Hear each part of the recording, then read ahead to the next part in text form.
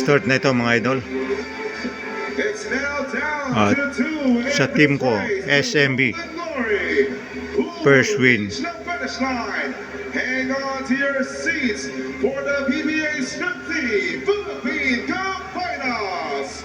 PBA 50, Solid.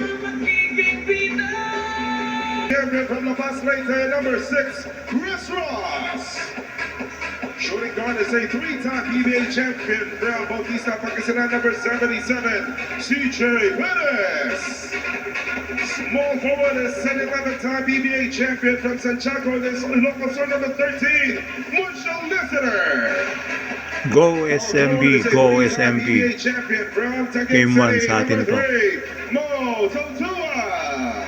Kinulabak ni Coach Andreas sa kanyang starting lineup. Kim Maureen is making his first start his entire conference as Jigali Williams has reclaimed the starting position after giving up the central slot to Boyera the last two games of the semifinals. Ostana against Perez. Perez steps back short ng kanyang outside shot to begin the shooting spree that will happen in this series. If San Miguel wants to run, they will. They've got the personnel for that. Itong TNT, mahilig tumira mula sa labas. Katulad niyan, Kim Maureen. Unang tumong. Pagod na naman. And Kim Maureen, a surprise starter.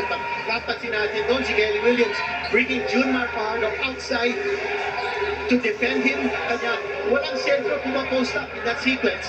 TNT going with the outside shot and clicking from deep. Marshall Lassiter, tahimik ang kanyang conference, averaging just 7 points a game. His first shot from outside, still shooting way above 40% from 3-point range. Good job, dalawang defensive rebound na nakukuha ni Kelly Williams against Junmar Fajardo. That's kind of a matchup. What do you think? Yeah, I think that's the best matchup that